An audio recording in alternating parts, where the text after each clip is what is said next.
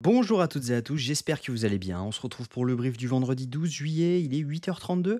Aujourd'hui, on va parler donc des news économiques, du ratio long and short, du funding, open interest, des liquidations. On regardera ce que font les whales en finissant par l'analyse technique de Bitcoin. Mais avant ça, on va regarder donc ce qui s'est passé hier. Moi, j'avais ce plan, donc je vous l'avais dit, on avait ce scénario sur lequel on est dans un canal ascendant, mais qui est clairement une pattern bearish parce qu'à un moment, bah, on commence à accumuler vraiment sous ses plus bas et même si jamais on avait un bottom ici, on accumule quand même tous sous ses plus bas. Donc on n'est pas encore en tendance haussière selon moi tant qu'on ne casse pas les 63 000 dollars. Maintenant, on va voir parce que on peut très bien revenir chercher les 60 600 dollars, 700 dollars pour ensuite ouvrir un short sympa et pouvoir target la zone qu'on veut autour des 49 700, 50 000 dollars. Donc on va voir si jamais ça peut être possible aujourd'hui ou si jamais aujourd'hui on va avoir un retracement haussier pour tout simplement venir chercher, les dernières liquidations, qui se trouvent juste au-dessus là, parce qu'on a quand même pas mal de gens qui, sont rentrés en short, mais également qui sont rentrés en long tout le long ici. Donc on a énormément de stop loss, mais j'aimerais bien qu'on les garde pour plus tard. Toute la zone qui est ici, on a énormément de liquidations, vous le verrez, directement avec les datas. Mais voilà, moi j'étais sur ce plan, on était, ici, donc j'avais tracé donc ce setup. On était là-dessus, je pensais qu'on allait venir mèche là-dedans pour derrière revenir chercher une petite zone OTE et derrière pouvoir dump. C'est un scénario à prendre, à pas prendre à la légère justement, parce que, c'est largement probable que ça se passe comme ça. Donc attention à ça, c'est celui-là que je voulais supprimer. Donc attention à ça, ça pourrait très bien se passer comme ça et là du coup, bah, on viendrait pas chercher notre zone étant donné qu'on a quand même méché à, donc 59 780 et moi ma zone vraiment où j'aurais commencé à prendre position était à 59 880 donc on est à 100 près, on n'est pas si loin donc ça peut, très bien être, que j'avais une mauvaise entrée et puis voilà, hein, ça peut très bien être ça. Donc il faut savoir, être vaincu parfois. Donc on va voir, on prend ce qu'on a et on va voir tout simplement ce qui peut se passer, techniquement. Donc au niveau, des news économiques, aujourd'hui on a l'inflation française dans 9 minutes. Clairement, ça a aucun impact sur les marchés, mais pour notre culture personnelle, c'est pas mal. On a le prix à la production mensuelle à la 14h30 qui a un impact sur l'inflation. Donc potentiellement, petite news à 14h30, c'est pas un gros impact, mais voilà, ça peut avoir un peu d'impact. Au niveau du ratio long and short, on a une augmentation du nombre de longues de 100 millions sur Binance et une diminution de 50 millions sur Binance. Donc on repasse un peu aussi au niveau des longues. Si jamais on regarde les funding open interest, c'est un peu ce qu'on voit. On voit que bah, juste ici, on a eu donc une légère hausse donc de l'open interest avec une légère hausse des funding. Même chose derrière, ça s'est fermé donc sur cette liquidation. Si, on le voit, hein, ce sont des longs qui se sont fermés. Et derrière, qu'est-ce qu'on a eu? On a eu une réaugmentation de l'open interest avec une réaugmentation des funding qui nous atteste tout simplement que bah, ici, on a pas mal de personnes juste là, dans cette zone, qui ont long le marché. Donc potentiellement, on a des liquidations qui se trouvent juste en dessous. On va regarder, également sur, ExoChart. Alors je ne l'avais pas synchronisé, autant pour moi. On va faire ça ensemble, comme ça vous saurez faire. Donc on va tout simplement sur Binance, on va sur Bitcoin, on va se mettre en 5 minutes, OK? Et derrière, on coche l'open interest, les, longues et les shorts et on voit directement le ratio, des ouvertures et des fermetures. Donc si on regarde un petit peu, on voit que, bah, voilà, c'est un peu ce que je disais, on a une augmentation, légère augmentation, sur la chart, donc dans la dernière hausse des longues. Donc si jamais on regarde là, on le voit et également juste ici, on avait une augmentation du nombre de longues qui derrière se sont fermées pour, la plupart. On le voit ici sur cette mèche. Donc potentiellement, voilà, on a, pas mal liquidé quand même, mais voilà, on en a encore un petit peu à venir chercher. On a pas mal de shorts également, étant donné qu'on le voit, hein, ça monte et ça ne redescend pas. Donc ils sont toujours en position, on en a vraiment pas mal. Donc il y a encore à liquider au-dessus, mais il y en a pas mal en dessous également. Si jamais on regarde sur 12 heures, on a pas mal de liquidations donc à la hausse. Donc ça, ce sont les shorts qui se sont ouverts. On l'a vu, hein, juste ici, il y a pas mal de shorts qui se sont ouverts juste ici et juste ici. Donc là, on a des liquidations autour des 57 800 dollars. Si jamais on regarde sur 24 heures, on a pas mal de liquidations à la hausse. Donc juste là, hein, c'est pareil, ce sont les shorts qui se sont ouverts juste là. On a les liquidations des longues ici. Par contre, prenez bien en considération quelque chose, c'est que les longues qui s'ouvrent ici, on voit pas forcément leur liquidation. C'est pas parce que vous n'avez pas de liquidation ici qu'il n'y a pas eu de longues qui se sont ouverts. On peut très bien avoir des leviers leviers 2, 3, 4 qui sont ouverts et du coup leurs liquidations sont autour des 40 000 $ et du coup on ne les voit pas. Donc attention à ça, prenez bien en considération cette chose, c'est que bah, parfois les liquidations des ouvertures de long ou de short, on ne les voit pas. On voit les ouvertures, mais vu que c'est des petits leviers, on ne voit pas leurs liquidations puisqu'elles sont vraiment loin. Donc ça, c'est à prendre en considération.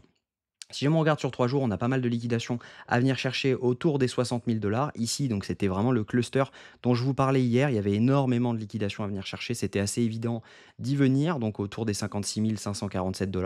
On voit qu'on a pris la zone de cluster. Derrière, il y avait un petit creux et hop, on s'en est servi pour rebondir. Il y a sûrement des whales qui ont mis des ordres juste dans le creux des liquidations. Ça, c'est largement probable. Donc plutôt intéressant. Maintenant, la plupart des liquidations sont au nord, autour des 60 000 $. Ça pourrait permettre au marché d'ouvrir pas mal de shorts et donc par conséquent poser un top à ce moment-là. Si on regarde donc ce que font les retails et les wells, alors je vais enlever tout ça, comme ça va être beaucoup plus simple, on va mieux voir. Donc les retails actuellement sont en train d'accumuler sur ce mouvement, les wells également, mais par contre les micro wells, elles sont en train de vendre ce mouvement et ça c'est vraiment pas bon parce que pour rappel, hein, ce sont vraiment les micro wells qui font les mouvements. Ce sont une quantité astronomique de personnes qui mettent des volumes de 100 000, 200 000, 300 000 $ et qui parfois donc font monter les cours comme ceci. Et là on voit que par exemple sur cette hausse, on a eu les whales qui ont acheté et également les micro whales, mais c'était vraiment déclenché par les micro whales. Là, on le voit exactement aussi. On a les micro whales qui ont acheté. Également, on a eu ce mouvement. Là, c'était pareil. On a eu les micro whales qui ont acheté. Et là, bah, les whales, elles vendaient. Elles ne savaient pas trop quoi faire. Alors que pourtant, on a vraiment monté donc de 53 000 $ à 56 000 $. Donc, ce sont vraiment les micro whales qui font le marché. Donc, attention à ça. Ça peut être un élément déclencheur. Si jamais elles se mettent à acheter, on pourrait potentiellement revenir chercher donc les 60 000 $. Donc au niveau technique, moi ce que je vois, c'est qu'actuellement à court terme, on a un changement de tendance en faisant un plus bas par rapport à celui-ci. Donc potentiellement, on pourrait venir chercher les 58 000 $ pour derrière revenir chercher les 55 000 $, parce qu'actuellement, on peut très bien être dans un range qui nous fait ça. On reviendrait chercher la zone OTE de tout ce mouvement-là, donc on retrace de 61,8% par rapport à ce mouvement, et derrière, on revient chercher donc la zone que nous on cherche, et derrière, on redump et ciao, au revoir. Ça permet donc de laisser pas mal de liquidité juste là. Ça permet de rebondir 3 fois sur cette trendline, comme on l'a dit. À chaque fois, sur une trendline en général, on rebondit 3 fois. À la quatrième fois, on vient la travailler si jamais on revient et ensuite elle casse généralement. C'est rare qu'on rebondisse plus de 3 fois. Donc ça pourrait être intéressant de voir une entrée longue. Donc si jamais on commence à venir ici et qu'on fait un plus haut par rapport à celui-ci, donc ça pourrait être intéressant, on verra, parce que pour rappel, on est toujours haussier sur ce mouvement. Donc si jamais on revenait ici, pour rappel, donc c'est du 4 heures, si je ne dis pas de bêtises, on est toujours haussier, voilà, par rapport à ce mouvement. Donc on peut très bien revenir dans cette zone ETE, revenir mécher sur l'order block, sur la trendline, derrière rebondir, revenir chercher donc les 60 500 $. Ça nous donne donc une pattern qui est complètement bearish, parce qu'on accumule comme ça. Donc tout simplement, c'est juste une pattern bearish parce qu'on accumule au nord et on accumule au sud et on liquide au nord. Donc il n'y a plus rien à prendre au nord, par contre, il y a tout à prendre au sud. Et derrière, on pose un top et on vient chercher donc la zone que nous, on target, qui est cette zone-ci. Donc la zone des 50 180 $, voire la zone des 40 700, parce que ça pourrait être pas mal de liquider vraiment dessous pour qu'il n'y ait aucun stop loss là-dessous. Donc moi, je mettrais un ordre là-dedans avec un SL sûrement ici. Je pense que je mettrai plusieurs entrées avec plusieurs SL parce que je pense que le risk reward peut être juste incroyable et ça vaut le coup de prendre un, deux SL pour avoir la bonne entrée. Donc je pense que voilà, à mon avis, on va poser le bottom là-dedans. Il y aura forcément un setup à un moment ou à un autre et l'idée donc ça serait que là, par exemple, on fasse un plus haut par rapport à ici, on valide un plus haut et derrière, on peut repasser. Donc je vais le tracer un peu mieux. L'idéal, ça serait qu'on fasse quelque chose comme ça. On vient juste ici, on refait ça, on passe un plus haut, on passe haussier et derrière, on revient ici et on peut repartir. Et là, ça laisserait des liquidités, mais on aurait validé un changement de tendance. Donc ça serait plutôt pas mal. On aurait fini de tout liquider. Donc voilà un peu le plan. Moi, ce que je vois, c'est que on pourrait retracer, donc quand on va aller à 58 000 $, je vais me remettre en courte time frame. Donc on pourrait retracer en venant à 58 000 $ étant donné qu'on a eu un changement de tendance. Donc il y a potentiellement un petit short à prendre aux 58 000 $.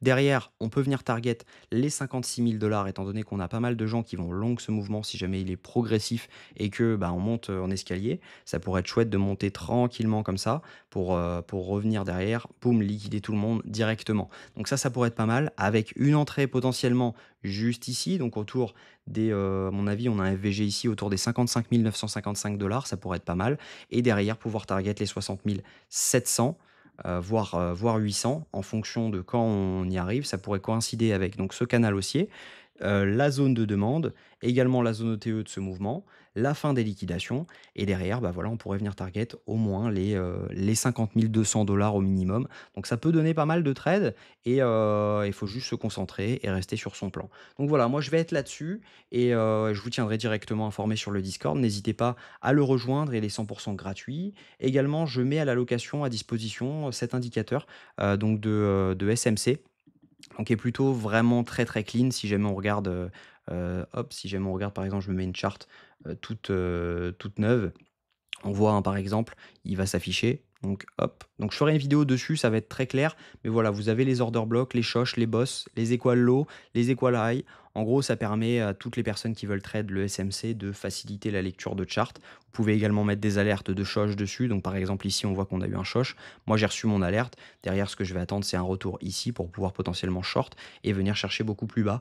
Donc voilà, on va voir ça directement sur Discord. Mais voilà, si cet indicateur vous intéresse, n'hésitez pas à venir en privé sur Discord. On s'arrange entre nous. Et puis voilà, je vous souhaite une très bonne journée. Prenez soin de vous. On se retrouve demain à la même heure et abonnez-vous.